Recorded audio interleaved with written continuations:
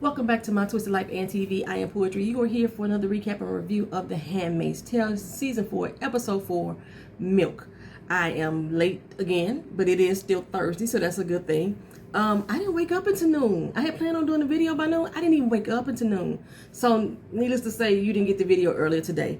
I'm going to announce the giveaway winner shortly here. I'm going to actually play the little clip of the person that was selected. And you got 48 hours. You got to 11:59 p.m. on May 8th in order to claim your prize.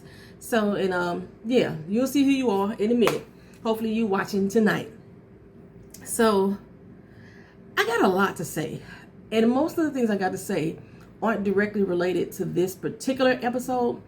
But this episode made me think about a lot of these things. So, we start off with June and Janine. They're alongside the tracks of the train that they was able to pass. So I guess they decided to go down the tracks, okay? And they removing their cuffs. Janine is in such a state of shock. She is trying to convince June to go back for the others, right? They're going to be okay. We can save them. We all can be free, right? June is like, Janine, no, they dead, honey. No, everything okay. They'll be fine. No, Janine. They are dead. There is no going back. No going back for us. Truth be told, we were dead. As long as we live in Gilead in their custody, we are the walking dead. That's pretty much where we are, right? What is this new thing that June is doing with the head? You know, doing the forehead to forehead thing. She did it with Sienna. She did it with Nick. And now she's here doing it with Janine. Is that her calming method?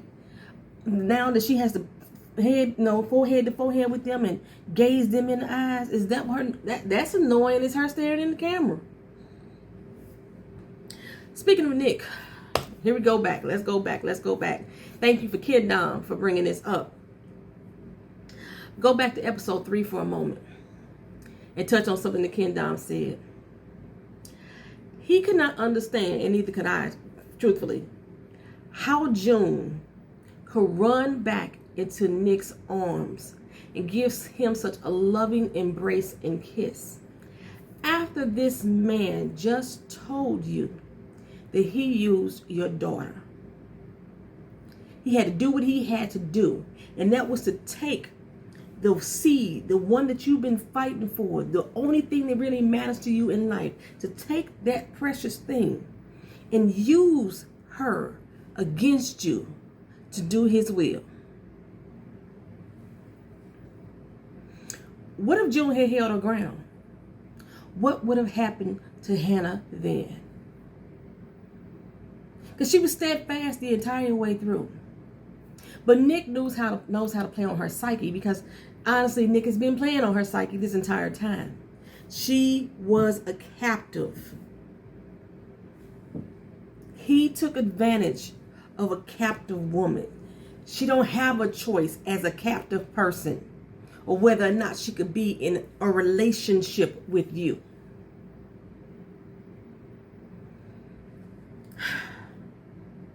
So what if she hadn't, what if she just stood her ground? What would you have done with Hannah then? What would you have done with Hannah then? You just don't know. At first, I was thinking that this was Commander Lawrence's idea to go get Hannah. But when Nick said that, I had to do what I had to do. Sorry, my bad. I love you. This was Nick's idea to use her child against her to bend for his will, which was to save June. That's all that really mattered. Sacrifice everybody else. He don't care. Sacrifice Hannah for real, as long as June is alive. Okay? He used your child against you. But June still ran into his arms, hugged him, kissed him. They exchanged love for one another. How many of y'all would accept that? How many of y'all would have appreciated some man that you thought you were in love with, using your child to bait you for whatever the reason, no matter what the reason was? Or is the reason justified enough Because just a few seconds ago, she was down on her knees saying, go ahead and kill me. I'm ready to die. I'm ready to go. So now all of a sudden this thirst for life is in you because he used your child to get it.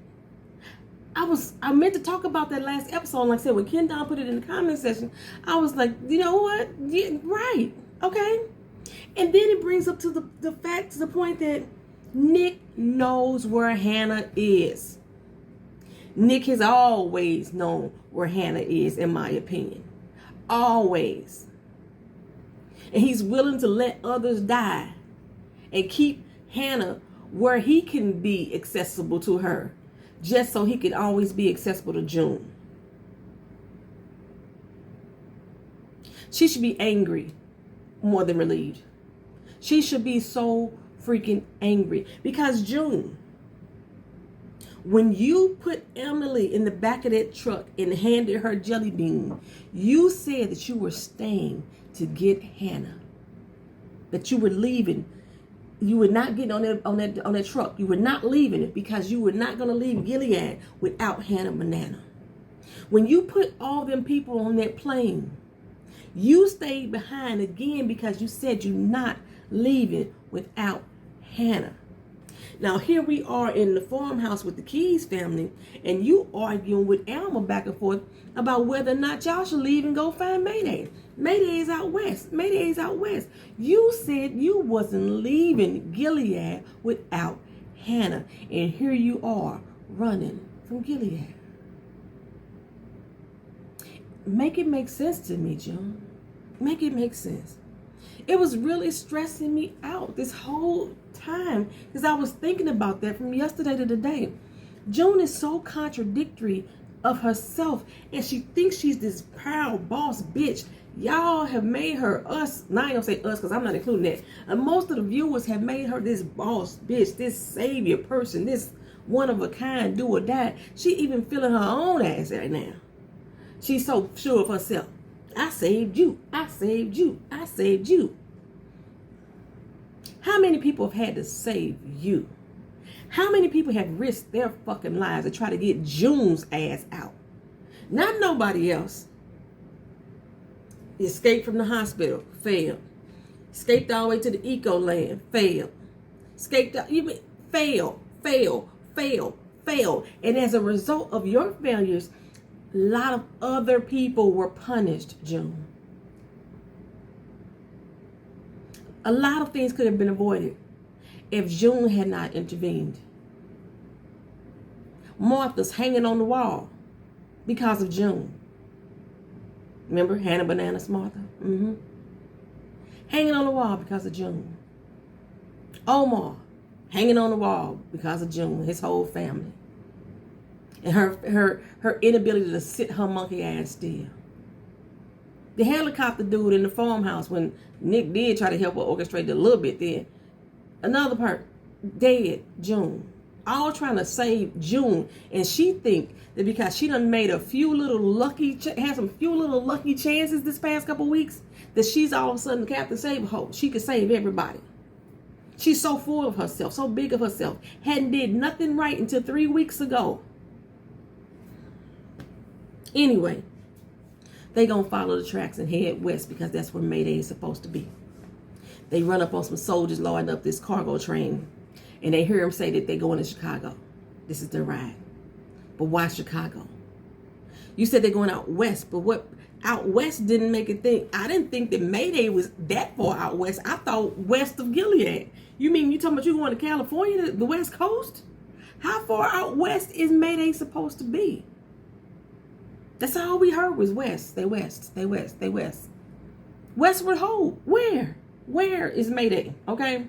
Janine is like, so we finna head back to Boston. You know, no, we ain't going to Boston, sis. No. But we know people there. We know people that want to kill us too, Janine. No, we not going to Boston. We headed to Chicago. Why Chicago? Well, apparently Chicago has not been turned over yet. You know what I'm saying? They are still there fighting. I think also she wants to see Nick again. Because that's where Nick was supposed to be. Why is Nick back in wherever the hell they was at, Pennsylvania, at the damn factory, you know, with June? And you're supposed to be up in Chicago. What happened to that? Somebody, did I miss that part? Did Nick somehow was stopped from going to Chicago because June became his priority? I don't get it. He's supposed to be on the front line in Chicago. Whatever. They're going to the front lines. For some reason, I thought the stronghold for Gilead was Chicago. I did not realize there was an actual rebellion going on there. I thought it was like their headquarters. Boy, was I wrong. I was wrong, right? This is why I shouldn't assume. You assume something, you make an ass of you and me. So, Chicago, that's the goal. But Janine is terrified. Like, we finna go into the war. We heading to the war. Where people lose their arms and their heads get blown off. That's where we going. And then June, I wish she had not promised that she was going to keep Janine safe. I'm not going to let anything happen to you. Like you didn't let anything happen to Alma. Like you didn't let anything happen to Brianna. And the other handmaid, I think they may feel a little bit different if they could feel right now. Anyway, so they run down the tracks. They go past the unsuspecting guards and they found this car that they can get inside of because the hatch was open. Turns out it's a damn milk container. They jump in. Janine is like, what the fuck is this? It is freezing. But they gotta dive under before they caught because a guard came and peeked his head in and he shut the latch, right? I know this container got to stay cold. They have to keep that milk fresh. It's traveling from the East Coast to Chicago. That's not a short ride, Problem for them is they have nothing to hold on to, nothing to keep themselves steady. The train is just a rocking and a shaking, and the milk is swishing to and fro. The milkshake bringing all the boys to the yard type of thing, and they being tossed back and forth like they on open waters in a bad storm. It's a good thing they know how to swim. It's a good thing that milk ain't too high. I myself would have been a goner. I'm 5 feet tall. I can't swim. I can't float. And I sink like a rock in water or any type of liquid substance. I sink. And if it's as cold as Janine's saying it is, I'm going to break out in hives too. I don't like cold temperatures, cold water, extreme cold makes me break out in hives. I'd have been itching and scratching and all messed up before I died. I'd have been messed up. So June, she diving underwater and she feeling around for a drain and she could spill the milk. Actually, I thought that she was looking. I'm like, this is milk. You can't see shit. But I don't remember. But she found the drain. So she opens that up. And I was like, the conductor should notice the weight change of this train because the speed of it will automatically pick up. Even if he hasn't adjusted the speed, it'll pick up because the weight is now lighter. You would think that some alarm, a fault alarm would have went off because the doggone milk container is being opened from the inside. But that's just speculation on my part. Again, I don't want to assume. Up in Canada, a lot of us talked about the fact that up in Canada it's boring. It's dragging on. There's no action. And one of the things, our winner who spoke about that too, about how she felt about the slow pace of Canada. So before I get to that, I'm going to go ahead and stop right here and I'm going to insert the clip of the video of our winner and you'll be able to hear a little bit more about how we feel about Canada. All right, y'all, this is the portion of the video where I pick our YouTube winner. My IP address is exposed, so shut the hell up. Okay, anywho, so what I'm going to do, this is episode 1, which is where I announced the giveaway. There was 4 things that you had to do. Number 1, you had to put down that you want to be a part of the giveaway. Number 2, you had to put down what did you like about episode 1. Number 3, what you did not like about episode 1. And 4, what do you like about this channel? Because, I'm kind of vain, just a little bit scotchy day. So I use a YouTube random comment picker. What it requires of me is to put the URL of the video. So we're going to copy and paste that. As soon as I can get my dang on finger to work. Copy and paste that. Pop that URL right here. Okay. Another thing that I'm going to do is filter out duplicate users. Only 1 entry per person. And then I want to filter comments based on a specific text. The first thing I ask you to do is put down that you want to enter the giveaway. So I want giveaway to be one of your options. But it's going to go through everybody who actually entered. Then I hit start. Okay. And it landed on me. It can't be me because I just put the giveaways closed, but the giveaway is there. It can't be me, y'all. It can't be me. So I got to pick again. That's funny. I should have blocked my comment out. So technically it's keep giving me. I need another winner. Technically it's only 2 people. Always a lady. Always a lady. You are my winner for the Handmaid's Tale book set giveaway. She put, I want to be a part of the giveaway. Number 1, got it.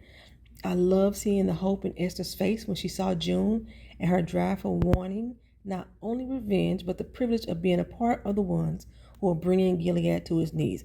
Very good reason. I did love that Esther had a deep passion for wanting to take them down, even in her youth. You know what I'm saying? I did love that fact. 2, she didn't like, I did not like the pace of things going on in Canada. This part of the show always seems to drag to me. I'm looking for more action when we're thrown back into the storyline in Canada. Yeah, I would love to see more active movement from the people who have left. Emily and Moira and Luke, right now, they're basically just helping refugees, so to speak. But as far as what's going on in Gilead itself, in the factors in Boston and in Chicago, none of them are directly affecting any of that. And I would love as well to see some actual action. You know, we already know the United States government with the Canadian government is not doing too much. You know, they're trying to focus on, you know, the Waterfords, but what about the people in Gilead? You know what I'm saying? I would love to see them take action against that. Okay, and number 4, this channel has a special organic feel to it. I thank you very much. I appreciate it. When I watch it, I feel like I could almost be watching a good girlfriend break down her inside of the show. And the fact that it's like, okay, what will Portia say next? It makes me being a viewer that much more interesting and exciting. I really, really appreciate that. I really appreciate that. So, go back again. My girl, always a lady. I'm going to come under this comment. Input that you're a winner. I'm also going to announce it in tonight's video. And you have 48 hours. What's today's date? Today is May 6th. May 7th, May 8th. You have May 8th at 11:59 p.m. to submit to me an email. Once you send that email, I will send you what you need to provide me in order for me to get your gift to you. All right? And I'll drop my email down in the Always a Lady comment. Thank you so much for joining. I appreciate you being a viewer. This has been interesting, y'all. Thank you so much. Have a good one. Congratulations to our winner. Yes, congratulations. Make sure that you contact me at mytwistedlife@gmail.com. Again, going back to your first comment and telling you exactly what you need to input in there. And then we'll get your books to you. She is the winner of the Handmaid's Tale book set, which includes the original Handmaid's Tale book and the follow-up book, The Testament, both written by Margaret Atwood. Hand claps and finger snaps all around, right? All right, so we up in Canada, as we were saying. And Moira is sitting down with Rita. Rita up here making like fresh loaves of bread like she used to do back in Gilead and everything. And Moira lets her know, we have no record of your family, Ma. But your family want to see you. Who? Serena freaking Joy. I don't remember, y'all. I was like, did Tuello tell Rita or tell Serena Joy that Rita had made it out? I don't remember that conversation. Why would Serena be asking for her? Okay, well, she probably want to use that girl power against Fred. That's exactly what she want to do. Appeal to her femininity. You know, we sisters. We need to stay together. You know, that's what she be trying to do. And I've been saying since season 1, just because we all women don't mean that we all united. As we could tell by a lot of the ones who supported old dumb Donald. They gonna vote with him just because they mad voting for him. You know what I'm saying?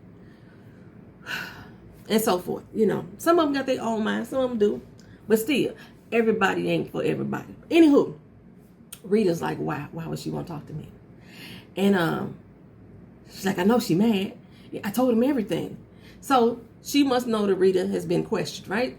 Moira say, let her stay mad. Let her stay big mad. She in jail right where she's supposed to be. Rita say, well, she only in there because she wanted to see Nicole. No, sis, you can't be serious. You cannot be serious. This is not why she's there. She's there for her crimes against humanity. Okay, that's what she's there for. And Rita going, you know she going. You know she going. Moira's like, you know what, go ahead and go. Get everything that you feeling off of your chest. Let it out. Let her know how you feel. Or don't go. Let her ass rot. Okay? When she said let her rot, Rita was like, rot, you know, she going. She going. And she did. She go down there. Serena got all dressed to the nines and stuff. Look like she going to a ladies' brunch instead of being held a prisoner. Why is she all fancy, smashy, dancy? You know, why? I swear, that is some white privilege for that ass, y'all. I'm going to let y'all, that's what that is. If that had been a black person or a Muslim person by faith, we will be up in there begging for salve to cover up our wounds. She got on 6-inch stilettos looking like she just left the salon. She like, oh, please sit, girl. You know, go sit down. Trying not to be on my feet for too long. You know, that was hinting towards the fact that she's pregnant. I was like, is she going to ask Rita to be the guardian if things don't go her way? Oh, Rita's happy for her. She is happy for her. You pregnant. Ain't God good? I know the commander is ecstatic, right? Girl, he don't know. He don't know. I'm only telling people that I love. And I got you, my Rita. Gonna help me take care of this little boy. You know what I'm saying? I was like, this bitch is so manipulative. She is so manipulative. I have just escaped to freedom from you. And you up here in jail with the loss of freedom, telling me that I'm still of service to you. And I'm so brainwashed. I'm like, it's a boy? Oh my God, it's a boy. For me, a boy. I get to take care of him. Yes, girl, we friends. Rita smiles. She considers me her friend. It blows my mind how caught up in this web that Rita is. How caught up in the web. She worse than Asher was. My goodness. Of all people, she should remember what life like was before. Friends? When were y'all ever friends, Rita? But she got her. Just pray with me. Go ahead and pray with me. You gonna pray with me? I'm gonna pray with you. They hold hands. Bow your heads. A family that prays together stays together. And I'm thinking, when have y'all prayed together before? Never. Never. So Janine and June, they in the train freezing their asses off. Janine wants to sleep. You know, her soul tired, but June won't let her. Like, I'm looking around this doggone caboose. Is that what this one's called? The caboose is the end of the train. The cargo train, whatever. I'm looking around it. And I don't see a way for them to get out of there except for the hole they came in of. You know what I'm saying? I don't see any ladders on the wall. I don't, the hatch right now look very far up because all the milk done got down, so they close to the ground now. I'm like, how they gonna get out of there? How are they gonna get out of there? You know what I'm saying? Janine is like, okay, so what's our next plan? Okay, June wants to find Mayday. How? How we gonna do that? You don't know, do you? No, you don't. Stop trying to play me for stupid, right?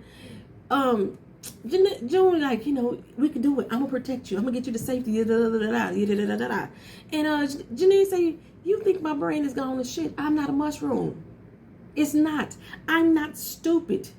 Okay? You can't keep feeding me bullshit, pouring syrup over it and calling it pancakes. You can't expect to keep lying to me and think I'm gonna be okay with that all the doggone time. I was like, is Janine clicking? Is Janine going back to the old person she used to be on the exterior? That's the Janine I wanted her to turn back into. I wanted her to revert. June sat there and told that bold-faced lie. I don't do that. Yes, you do. Heck, some of my doggone viewers do it in the comment section. Most of the people have written Janine off as being mentally disabled, mentally unstable.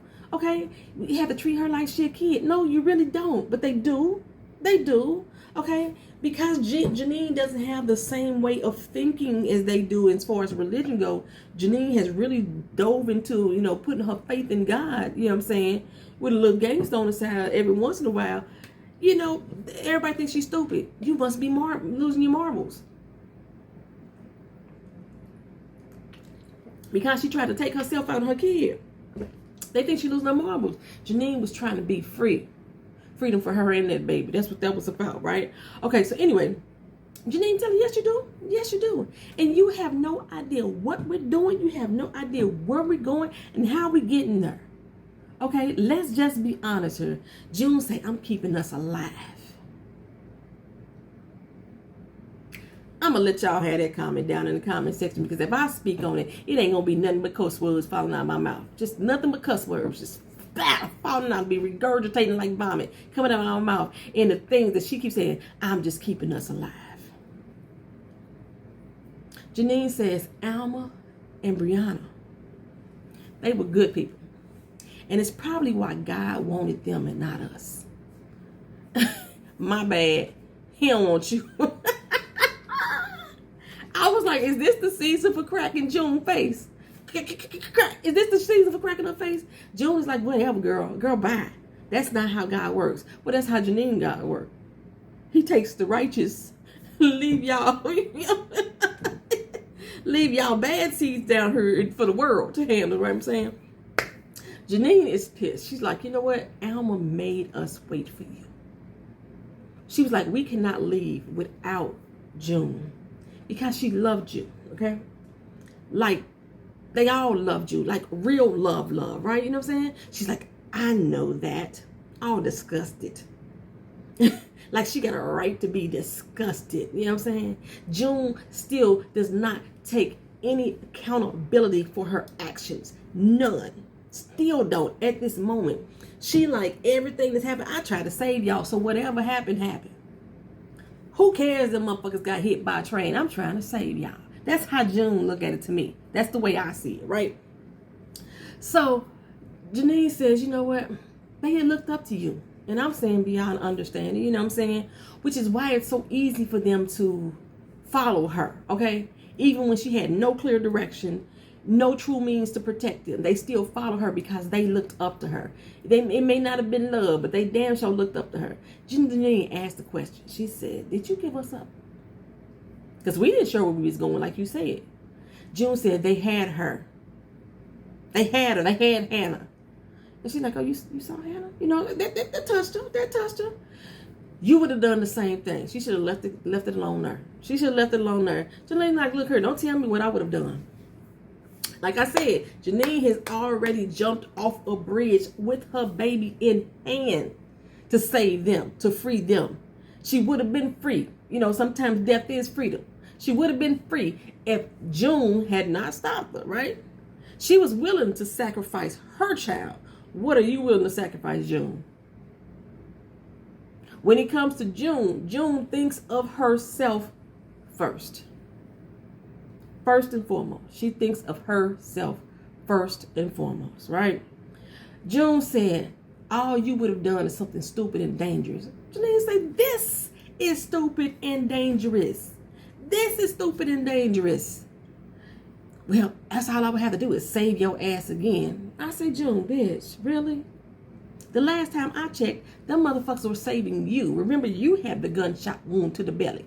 They had to nurse your monkey ass back to good health. Okay? Janine like, yeah, this right here is stupid and dangerous. Going to a damn war in a fucking refrigerator with no direction, no plan, on a hope and a prayer. And you don't even fucking believe, for real. Okay? Might as well head to Texas like Alma wanted. We finna do this. You know, you don't even know if Mayday exists. Where Mayday at? And she said, and by the way, I wouldn't have told them nothing. I would not have told them where everybody was at. That's why they dead. It's your fault that they dead. I'm liking to believe that Janine wouldn't have told them either. I really am. She has this this faith that's pulling her through when she follows her own mind. It's when she follows what other people want her to do is when Janine starts to question it. But when she follows her own mind, she holds on to her faith really strong. Okay? So, like I said, June feels no responsibility. All she did, she got up in Janine's face. Didn't do the forehead touch, but she was real close and said, I should have left you long time ago. Janine said, okay. So we flash back to Janine. She at an abortion clinic. You know, this situation is dealing, it's milk, right? Okay. And what does mothers produce? They produce milk. Okay, so that's what all this is. It's producing a lot of different feelings and emotions. That's what this milk is doing for us. You know what I'm saying? So we go back to the abortion clinic with Janine. I understand wholly that they wanted her to consider her options. But this counselor is pushing the fucking limit. She's trying to push her into having this baby. I want an abortion. That's why I asked for an appointment. That's what Janine tells her. I think the question about does the father know, I think that's a standard question, right? Whether or not they was in a relationship, that's none of her fucking business. Whether or not she's religious, that's stepping over the damn line. Well, apparently, it wasn't the abortion clinic. They weren't willing to do the abortion at all. They basically wanted to change her mind. That was probably already part of fucking Gilead. You know what I'm saying? It probably was. You know, a lot of people say Planned Parenthood does that too. I think did I go to Planned Parenthood? I think a lot of people say the Planned Parenthood, when you go there, they push you into try to keep the baby, or at least they try to convince you to keep the baby. I didn't go to Planned Parenthood when I had my abortion. I don't remember where I went. It was I think it just called an abortion clinic. I was in San Diego at the time. Man, a piece of my hair just got on my back of my neck, and I thought something was crawling. Woo! I don't like creepy crawly things, y'all. And I've been getting bit by spiders because Florida has a lot of spiders. Okay, so anyway, she tells her that they're going to shred that baby apart, pull it limb for limb, and they're going to leave little pieces inside of her and make her infertile. You know what I'm saying? And all women that get abortions, they regret this. Your body was chosen by God to carry this baby. You know what I'm saying? Let me tell you. Sometimes I wonder if I would have had that child, you know, what life would have been like, you know what I'm saying? If it would have been a boy or a girl. But regrets, I don't feel. When I made my decision to have my abortion, I made it with a clear conscience. It feels like something, that is my hair. I swear, I was like, it seemed like something crawling on me. See this little strand of hair? Can y'all see my strand of hair? It's long. That was just, it was giving me the blues. Okay, anyway. I didn't have that type of regret, you know what I'm saying? Sometimes I haven't thought about it, but not regrets. No, I didn't have one because I really sat down and make a clear, conscious choice. I talked it over with my doctor and everything before I actually did it. Anyway, Janine is like, lady, you don't know shit about me. She said, I do. I know that you're underestimated. I know that you're smart. I know that you'll be a good mom. Please, sis, tell me. How do you know these things about me? How do you know? Okay. I wanted to throat chop her ass right into the next millennium. But Janine, she was feeling the pressure. She was feeling the pressure. She left out of there feeling so much weight on her shoulders, okay? Speaking of pressure, Mark shows up to Rita's house with a bunch of paperwork to help prep for Serena because she's supposed to be one of her witnesses. Rita's like, what? Excuse me? He said, you didn't know about this? She's like, I don't know what you're talking about. Well, Serena Joy told them that Rita agreed to corroborate everything that happened to her. That everything that she did was under duress and inflicted by Fred. Rita is taken aback. And I'm hoping way back to her common damn sense. That's what I'm hoping, right? She is using you, friend. She using you, right? Rita say, oh, she wants me to blame Fred. Exactly. It's exactly what you want to do. She said, y'all share an unbreakable bond. Okay. Rita says, you know, when I was back there, I was their property, right? Registered like an old car. He like, yeah. She said, okay. I'm screaming, Rita girl, Rita. I hope you were seeing through this. I hope when you made that statement that you realized that you was property and not a friend, that it was clicking. It was clicking in your head. I hope that's what was going on, right? Okay. So Rita goes back to the jail. I was like, oh shit, here we go. But this time, talk to Fred. He like, hey, how are you? Are you with your family now? At least he asked how she was doing. All Serena did was talk about herself and how Rita was her little Rita, my Rita, right? So she said, you know what, thanks, but I prefer not to tell you nothing. No problem. You free to do what you want to do. Free. That's the operative word right there. Free. He says, you know, it's nice to see a friendly face. She says, we were not friends. Where was all this for Serena? Okay? I mean, it's the truth. You were not his friend either. But you were so happy when Serena Joy said it. Fred, like, you right. I suppose we weren't. At least Fred acknowledging that. Serena Joy was still trying to fake the funk because she's a manipulative bitch. That's all it was, right? That's all it was. So she handed him the sonogram and said, you know what? You deal with your family. I'm done.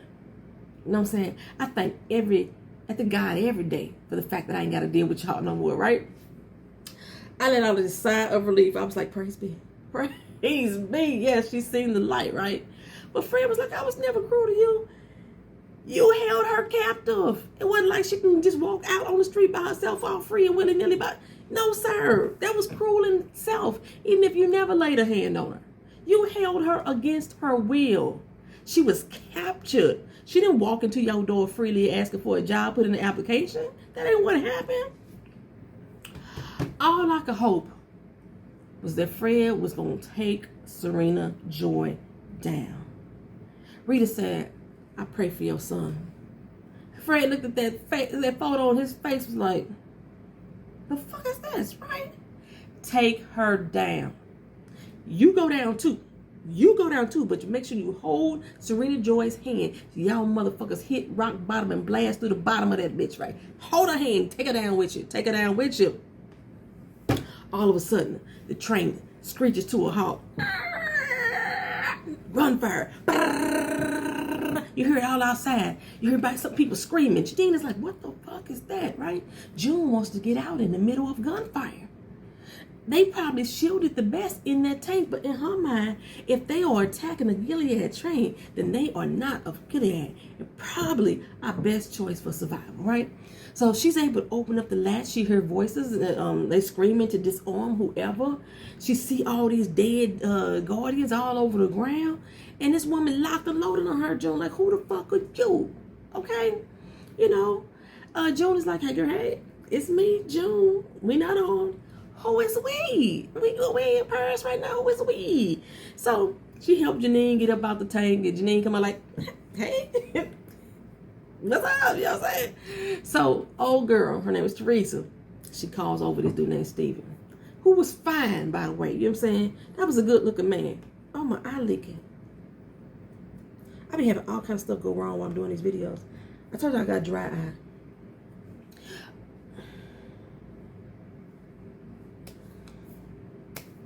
Calls over Steven. He was fine. Good looking man. That's what I'm saying. Right. Handsome. You know, had his hair all flowing in his face, a little tad bit rugged, but still handsome. You know what I'm saying? And he said, well, shit. I thought that he recognized June. Considering that she's been all over TV and, you know, it seems that they have some sort of rebellion going on. But no, it wasn't that he noticed her. It was just the fact that there was two fucking handmaids standing there in front of him. June promised there was not going to be no trouble. None at all. They just needed help. We gonna do whatever you asked us to do. That's where her first mistake right there. But she's like, we got this far without getting caught. Trust me, we ain't gonna be no problem for y'all. Steven said, okay, let's ride then, right? Against Teresa's protest. Now, he reminded me of, oh boy, if y'all ever watched the TV show Lost, that was one of my favorite TV shows. I used to love me some Lost. And I can't think of the guy's name that was on her now. Oh my gosh. I was crushing on him too, just like, and that's who he reminded me of, a younger version of him. Anywho, they loaded up, they riding through this town, look like a little small war zone, you know what I'm saying? I was like, where the hell are they? They not in Chicago yet, are they? You know, they didn't look like Chicago to me. Where the heck are they? And who the heck are these people, right?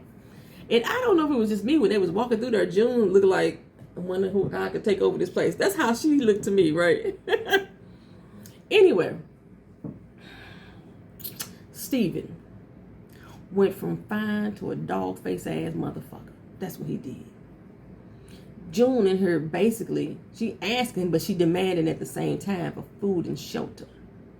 He said, after a bit of argumentation, he says, fine, Teresa, go on, get them what they want.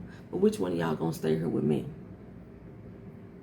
June is like, hold up. When I said we was willing to do anything, that wasn't it. That wasn't what I was talking about. He said, well, that's all you got to offer me. Because he already called them sex slaves, right? We got 2 sex slaves right here in front of our face, right? I was like, this show really wants you to hate men.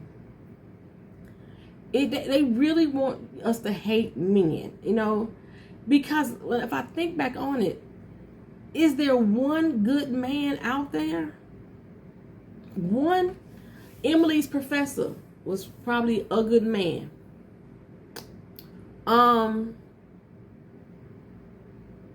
Nate the commander, no. Because he was still a commander. And even though he wasn't having sex with handmaids, he still was like in that position that he in. You know. In a high ranking position as well. So no, not Nate. Nick, hell to the fuck no. Fred, no. Putman, no. Calhoun, no. Stans, no. Commander Lawrence, no. Omar from the Eco family, the one that got hung because of June. He's the only good man. Maybe the former who with the helicopter that got killed too the first time June was trying to escape. Maybe him. Maybe. You know what I'm saying? I ain't gonna even count Luke with his old disrespectful cheating ass. I remember what he did to Alice, what him and June did to Alice. I remember that. We got maybe 1 or 2 good men out of 4 seasons. That's it, y'all. They don't like men on this show. And I'm not one of them people that be like, I don't need a man in my life. I don't need a man in my world. Men ain't shit. They have their issues the same way as most people, but they have a lot of fucking issues, truth be told. But I'm still not one of them people to discount my brothers at all. You know what I'm saying? Discount my men, just to totally rid of them. But this show, it'll make you hate men. It'll really do. Especially men with power. It really do. Okay. And then Steven. Yeah, Steven just fell right in line. He's still right in line. Well, ugly. Ugly ways, Steven. Ugly on the inside made you ugly as a motherfucker on the outside to me that quick. June, of course, was not gonna allow Janine to be chosen. You know. And this low life wanted it right now. Right now. And I was thinking, Teresa, you ain't got no fucking morals yourself. You ain't got no morals to check Steven on their behalf as women. As I said, all women don't stick together. I was like, I hope June bite his fucking dick off. But then how would they get at her? Because they loaded with weapons. Anyway, he's like, I'm not going to force you to do it. But y'all can go. So it's not like he really giving her a choice. She want to be safe. Okay? She just drove through what looks like a small war zone. If she is going somewhere, where's she going? She don't even know where the hell they at. They haven't even asked the question, where are we? They haven't asked that. You know what I'm saying? So, but June gets up off her knees. She said, you're not Mayday, are you? He's like, what the hell is Mayday? And as many times as Mayday has came through to help June out, I think that somebody that's high up in Mayday would know who the fuck she is. You know what I'm saying? Anyway, June finds Janine. She is clearly shaken up. And she says, you know, we got to go. This place ain't safe. This ain't it. It ain't not right here. Okay? And Janine is like, did he hurt you? Did he hurt you? She's like, no, he didn't, but we got to go. Like I said, she is clearly flustered. She is shook to her core. Janine, still dressed in red. I was like, girl, you've been in that color so long. You would think you would want to get out of it. You know what I'm saying? But I guess you wanted to match your eye patch. I guess that's what it was. Anyway, June goes off to change clothes. And then when June looked back, then Janine looked back at Steven's office. I was like, oh shit, is she going to kill him? Is she going to kill him? Well, we go back to Janine, boiling water in the kitchen. I was like, she not about to boil some hot grits and do the Al Green on the sometimes boyfriend, is she? But no, that ain't what happened. Look, Caleb comes running out of the back room. I was like, oh, look at him. Just look at, oh my goodness. I wish they had not killed her son. Remember, they told her that her son was safe off in California, some doggone where, but really he had been killed. I think in a car accident, if I'm not mistaken. Anywho, she starts to sing to him some old Bob Marley. Don't worry about a thing. Every little thing gonna be alright. I was like, and Janine was singing, don't worry about a thing. Every little thing gonna be alright. I was like, okay, go ahead on, girl. Well, Janine made up her mind. She was gonna have that abortion, right? Thank God she found a doctor who was pro-choice. Okay, by law, she gave her the little rundown, and she still gave her a little opinion too. But she's like, the law that I just ran you down, bullshit. Okay, but my abortion, when I had it, it wasn't so simple, right?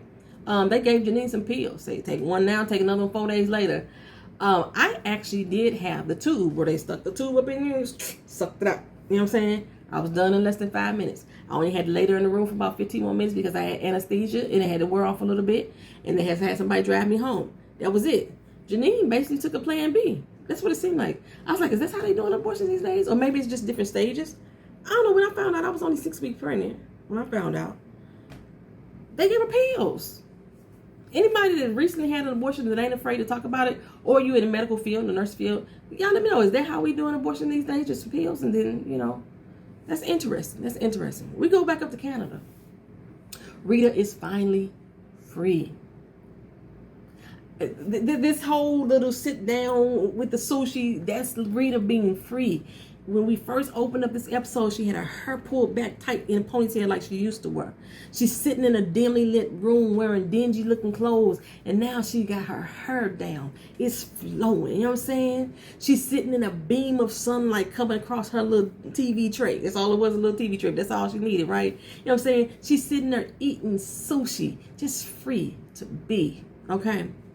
We go back to June and Janine. June's still changing. You know, she's stripping off her slavery wardrobe. Still shaking, still heavy breathing and trembling and everything. And I'm thinking, Lord Jesus, what is Janine out there doing? Is she doing something stupid and dangerous? What is she doing? They panned in on June through those little tubes. And I swear, the way that they panned in, those tubes look like a cluster of handmade bonnets. That's what it looked like to me.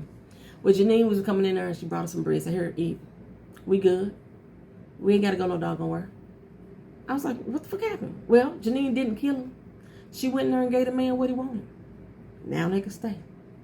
Janine like, it wasn't even that bad. You know what I'm saying? He liked my little eye patch and everything. We good now. June's like, I'm so sorry.